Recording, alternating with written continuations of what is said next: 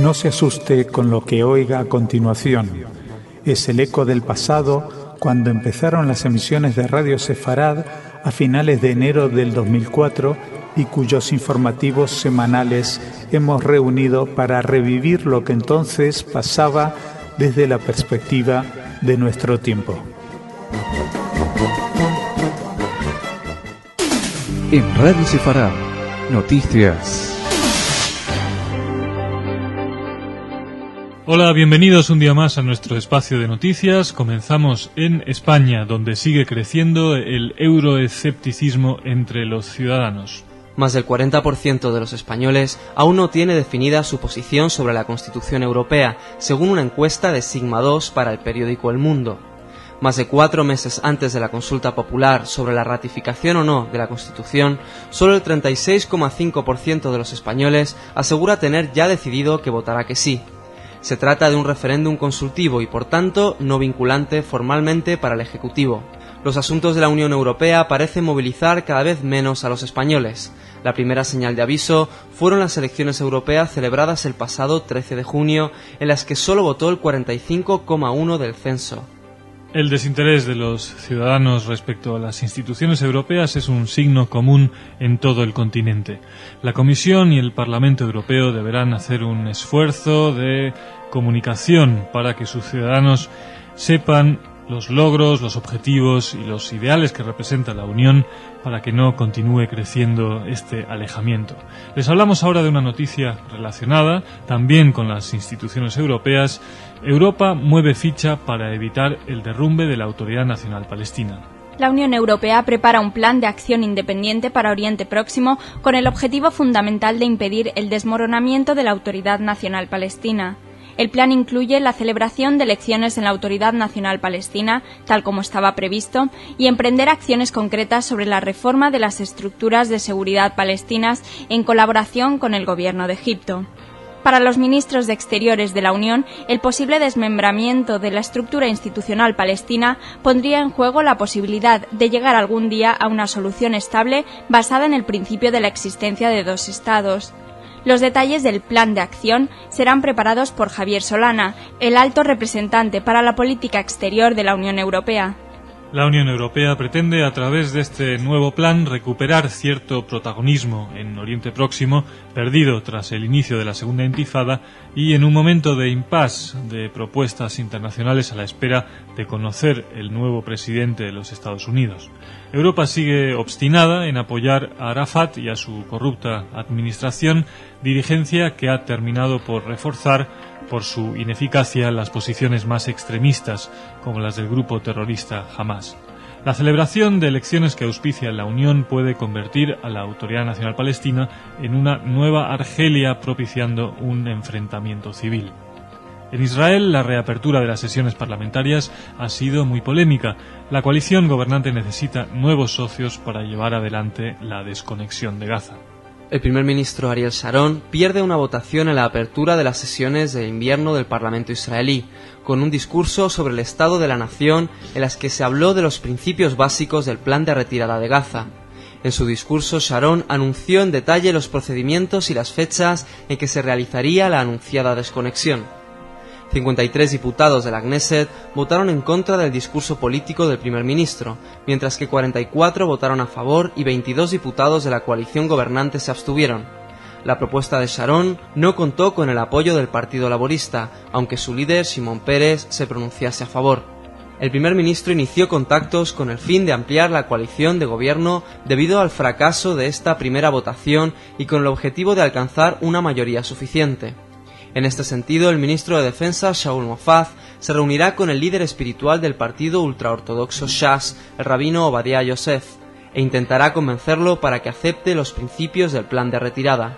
Ante la tesitura actual, Sharon tiene dos opciones: disolver el actual Parlamento y convocar nuevas elecciones generales, o cambiar la composición de la actual coalición, bien hacia la derecha con el partido Shas o hacia la izquierda con el laborismo. La primera opción, la llamada nuevas elecciones, no parece la más adecuada dada la gravedad de la situación que vive Oriente Próximo en los últimos tiempos. Libia vuelve a ser noticia por su acercamiento a Occidente. Europa tiende la mano al régimen de Gaddafi. La Unión Europea decide levantar el embargo de armas impuesto a Libia en 1986 e insta al país africano a implicarse en el llamado Proceso de Barcelona, que busca un acercamiento institucional y comercial entre ambas orillas del Mediterráneo. Libia ha sido readmitida en la comunidad internacional tras pactar indemnizaciones por atentados como el de Lockerbie en 1988 y por la renuncia de Trípoli a la fabricación de armas de destrucción masiva. Italia fue el país que más había insistido en el levantamiento del embargo con el argumento de que Libia necesitaba comprar patrulleras con que controlar la emigración ilegal desde sus costas hacia el país transalpino. El levantamiento del embargo podría ser un primer paso en el restablecimiento de las relaciones con el régimen de Gaddafi. La Unión debería posiblemente también exigir a Trípoli, como lo ha hecho con el gobierno turco ante su posible entrada en la Unión Europea, que respete los derechos humanos y abra su régimen a la pluralidad política. De Irak, por una vez, nos llegan buenas noticias. Las milicias chiíes entregan sus armas a cambio de dinero. Los milicianos del clérigo radical chií Muqtada al-Sadr comenzaron a entregar sus armas en 3 centros de recogida de Bagdad. La operación, que debe durar 5 días y que se enmarca en una estrategia de Estados Unidos que pretende desarmar a las milicias y retomar el control de las zonas insurgentes, arrancó lentamente con la entrega de unas pocas armas. Los que acudían a los centros de recogida recibían dinero a cambio de su armamento. Mientras tanto, el grupo terrorista iraquí Ansar al-Sunna anunció la decapitación de un empresario turco y de un intérprete kurdo iraquí a través de un sitio web islamista en la que se puede ver un vídeo del asesinato. Poderoso caballero es don dinero, tal como escribía Quevedo. Comentan que uno de los chiíes recibió más de $1.300 por las armas entregadas, recolectadas entre sus amigos. La escasa acogida que ha tenido esta medida parece anunciarnos que la violencia no cesará a pesar de las compensaciones. De Turquía nos llegan también buenas noticias. La comunidad judía va cerrando sus heridas tras los atentados del año pasado. La sinagoga Neve Shalom de Estambul fue reabierta después del considerable daño que sufrió debido al atentado terrorista hace cerca de un año. Durante aquel atentado a las sinagogas, Neve Shalom y Beit Israel, atribuido a la organización terrorista Al-Qaeda, fallecieron un total de 27 personas. Cientos de miembros de la comunidad judía de Turquía y dirigentes comunitarios participaron en la ceremonia de reapertura, así como diplomáticos de Israel, los Estados Unidos, la Unión Europea y representantes del gobierno de Ankara. Además, participaron representantes de las comunidades religiosas cristianas y musulmanes de Turquía, entre ellos el patriarca griego ortodoxo Bartolomé I. La comunidad judía de Turquía posee cerca de 25.000 personas y es la comunidad judía más numerosa de los países musulmanes. La comunidad judía está radicada en Turquía desde finales del siglo XV y fue acogida por el sultán Bazayeto, que dijo, al observar la actitud de los sefardíes: "No entiendo cómo un rey tan sabio como Fernando el Católico pudo expulsar tan importantes e inteligentes súbditos". Cambiamos de tema. Rumanía se prepara para, por primera vez, conmemorar un día en recuerdo de la Shoah.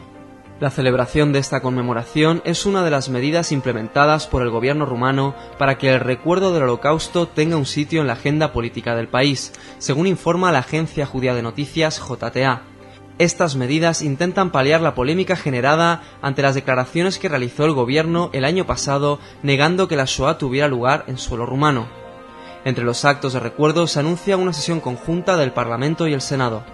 El pasado nazi abarca no solamente al viejo continente. Les damos cuenta de una película documental argentina sobre uno de sus aspectos más controvertidos. El film documental Oro Nazi en Argentina es invitado al Festival Internacional de San Pablo a celebrarse entre el 22 de octubre y el 4 de noviembre. La trama del documental aporta serias y polémicas pruebas sobre la llegada de criminales de guerra nazis a Argentina y de sus cuantiosas fortunas, denunciando además la participación de bancos suizos y del Estado Vaticano en el traslado. Con testimonios inéditos y recreaciones muy cuidadas, echa luz sobre la herencia más oscura del nazismo.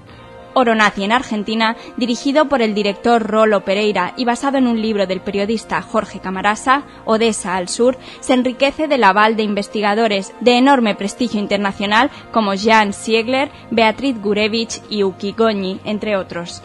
A veces el cine pone sobre la mesa temas largamente silenciados por intereses diversos. Sería deseable que en España también algún cineasta reabriera el debate sobre el oro nazi en nuestro país, ya que a este se le dio carpetazo prematuramente en una muy cuestionada comisión de investigación hace pocos años. Hasta aquí nuestro repaso informativo de hoy. Gracias por acompañarnos y hasta mañana.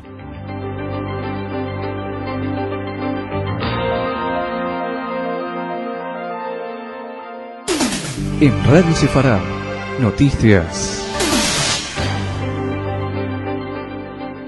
Hola, bienvenidos a nuestro espacio de noticias. España aumenta sus efectivos para la lucha antiterrorista. El Gobierno ha aprobado la mayor ampliación de plantilla de su historia en el Centro Nacional de Inteligencia, CNI, con el objetivo de hacer frente a la amenaza terrorista de origen islamista que sufre España. El CNI tiene previsto contratar en 2005 a 250 nuevos agentes cuya misión principal será combatir el terrorismo de origen internacional. Los atentados del 11M han aconsejado este esfuerzo en el reclutamiento de personal, al que se destinará la mayor parte del incremento presupuestario de este centro. Por otra parte, el Ministerio del Interior también se ha reservado una importante partida para contratación de nuevos policías y guardias civiles con los que hacer frente al terrorismo. Esperemos que estas medidas sirvan para la prevención de nuevos ataques terroristas en nuestro país. En Israel el año parlamentario se presenta muy caliente. Sharon mira a izquierda y derecha y no se decide. El primer ministro israelí Ariel Sharon anuncia que su intención es no realizar cambios en su actual coalición antes de la votación prevista sobre el plan de retirada de Gaza a celebrarse el próximo 25 de octubre. Sharon declaró que las recientes conversaciones con los partidos ultraortodoxos tienen como objetivo alcanzar una mayoría suficiente ante la primera fase de desconexión de la Franja de Gaza.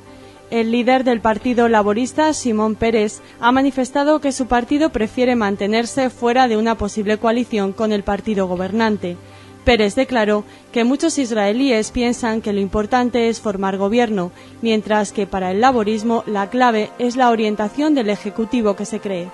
El primer ministro parece más preocupado en aquietar los ánimos dentro de su partido, dividido entre quienes apoyan la retirada de Gaza y quienes se oponen, que en formar una nueva coalición de gobierno de inmediato. Con el horizonte de una nueva votación sobre la anunciada desconexión, solicitará apoyos puntuales a otros partidos para, una vez logrado los apoyos necesarios, comenzar a pensar en una mayoría suficiente. La crisis y el caos continúan siendo el panorama cotidiano en la Autoridad Nacional Palestina. Intentan ahora asesinar al primo de Arafat. Musa Arafat escapa con vida a un atentado fratricida con un coche bomba en Gaza. El general Musa Arafat había sido nombrado como jefe de seguridad en Gaza por su primo el presidente palestino Yasir Arafat, para hacer frente al caos que se vivió en aquella ciudad palestina el pasado mes de julio. Musa Arafat acusó de su intento de asesinato a una quinta columna palestina, en referencia a grupos terroristas e incluso a miembros de Al-Fatah que habrían tomado las calles en protesta por su nombramiento como jefe de seguridad.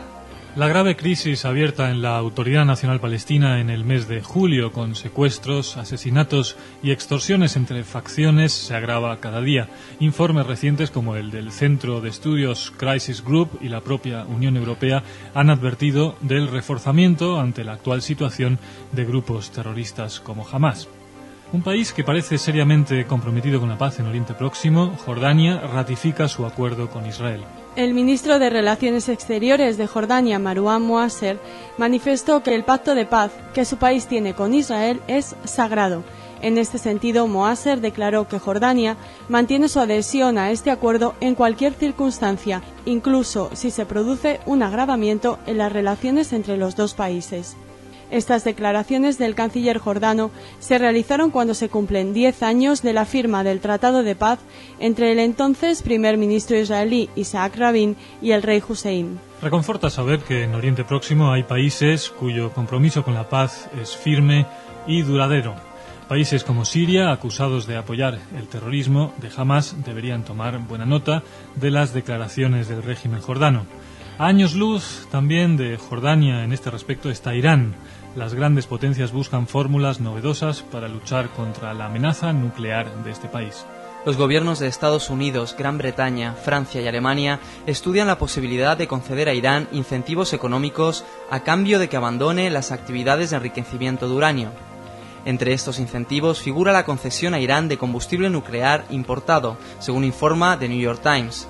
El apoyo del gobierno estadounidense a esta medida supone un cambio sustancial en la política de Bush, que hasta ahora había sido más partidario de imponer sanciones que de conceder incentivos. Frente a la clásica fórmula de imponer estas sanciones a los países que desarrollen programas nucleares, esta nueva propuesta puede resultar útil para reforzar la seguridad a la vez que se protege a la población civil para que no resulte afectada económicamente como ocurre en el caso de los embargos comerciales. Cambiamos de tema, la democracia húngara clama contra el nazismo. El Parlamento húngaro realizó un llamamiento a boicotear la marcha que un grupo neonazi Futuro Húngaro tiene previsto llevar a cabo el próximo viernes. El Parlamento condena enérgicamente a todos aquellos que propagan ideologías que contravienen el sistema político democrático de Hungría y que violan la letra y el espíritu de su Constitución, dice la declaración institucional. La líder de esta organización neofascista, Diana Basfi, fue arrestada por segunda vez en los últimos días acusada de causar desórdenes públicos. Por otra parte, un memorial del Holocausto sufrió un ataque vandálico en la República Checa. El monumento, conocido con el nombre de Estrella de David, fue objeto de pintadas. Es la segunda vez que este memorial es atacado desde su instalación en el mes de julio. Mientras tanto, en Rumanía se celebró por primera vez un día en recuerdo del Holocausto.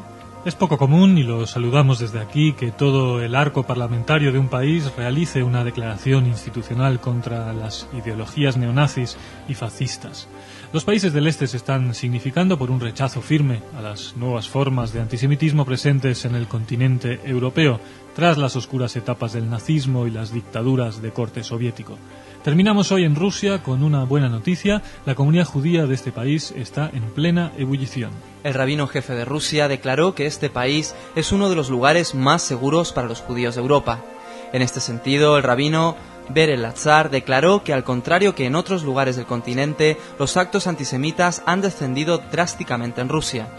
Estas declaraciones las realizó el rabino jefe después de reunirse en Moscú con el presidente de Israel, Moshe Katsav.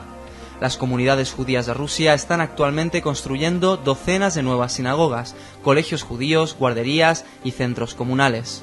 El régimen soviético, en especial Stalin, no permitió el desarrollo de la vida judía en Rusia. Incluso conocemos terribles casos de purgas políticas sobre ciudadanos por el mero hecho de pertenecer a la comunidad judía. Tras una masiva emigración a Israel con la caída de la Unión Soviética en la década de los 90, que presagiaba una difícil supervivencia a los judíos, el renacimiento de la vida comunitaria en todos los ámbitos es un hecho muy destacable. Esto ha sido todo por hoy. Gracias por elegirnos y hasta mañana.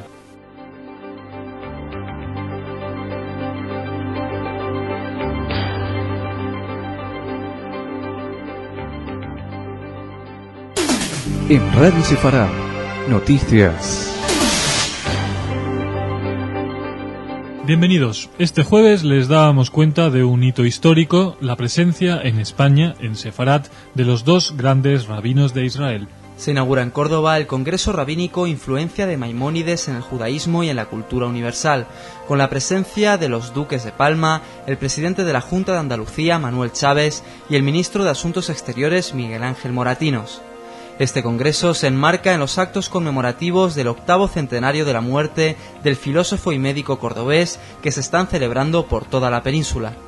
Con motivo de estas jornadas, una delegación de rabinos, encabezados por los grandes rabinos de Israel, Yonah Metzger y Shlomo Amar, aprovecharon para visitar Toledo y acercarse a la Sinagoga del Tránsito.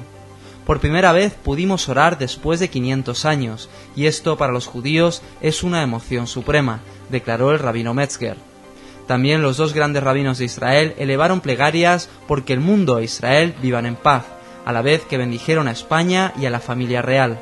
Después de más de 500 años de la expulsión de Sefarad, esta noticia es una muestra más de la normalización y de la vitalidad de la vida judía en España.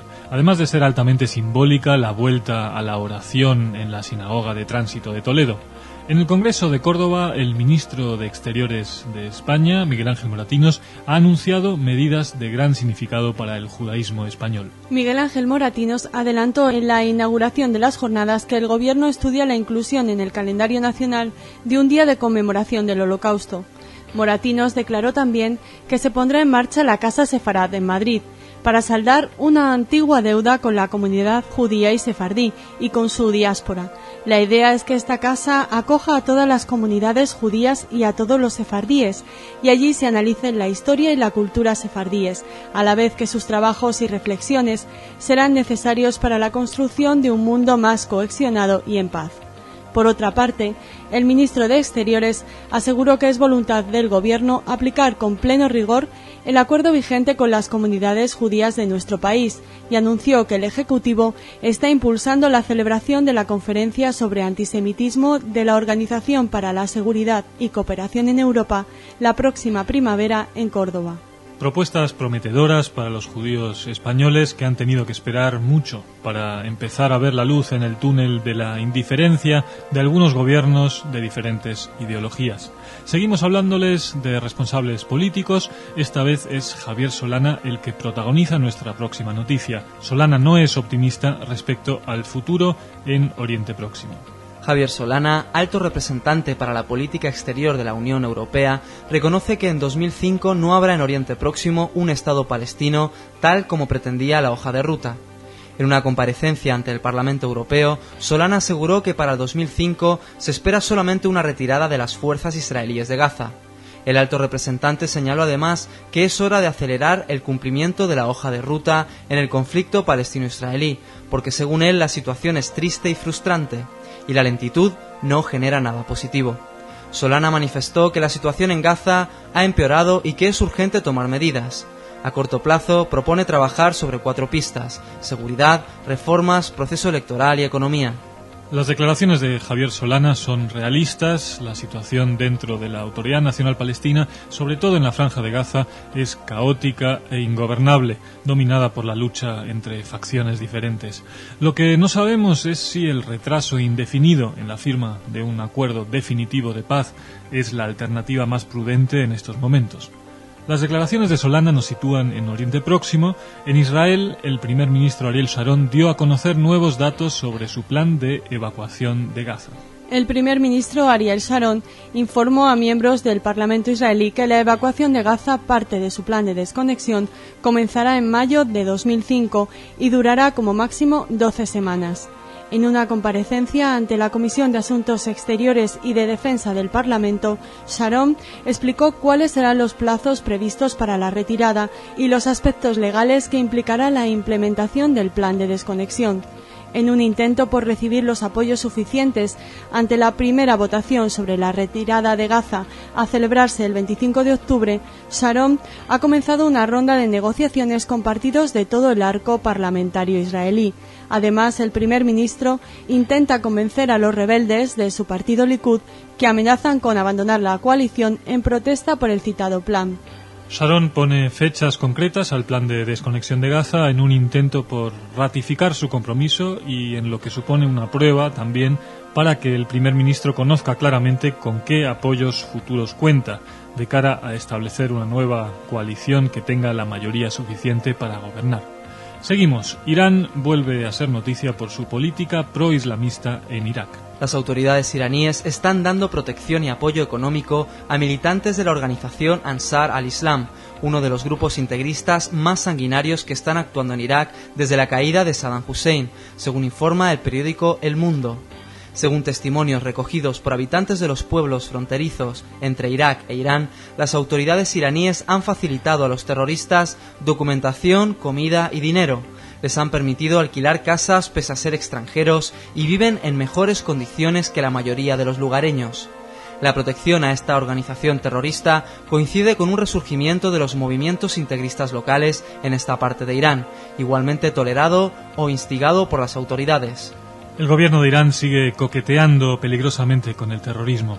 A las noticias sobre un nuevo pacto nuclear con Rusia se suma este apoyo a grupos fundamentalistas.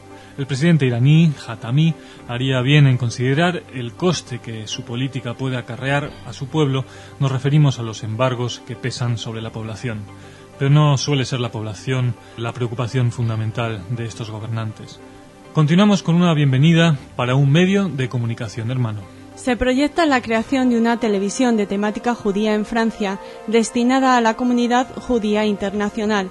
El proyecto franco-israelí High Television se inspira en el modelo informativo de la cadena árabe Al Jazeera y debería empezar a emitir próximamente para Europa, América del Norte y también para Israel. El objetivo de High Television es emitir 24 horas al día y ofrecer, de manera alterna, información en francés e inglés. High Television contará con un equipo de 40 periodistas que se coordinarán entre París y Jerusalén. A nivel de contenidos, la nueva televisión se propone difundir 10 minutos de información por hora y programas de educación, cultura, ciencia, economía y tradiciones. El Consejo Superior Audiovisual francés tiene que dar todavía su autorización a la nueva cadena.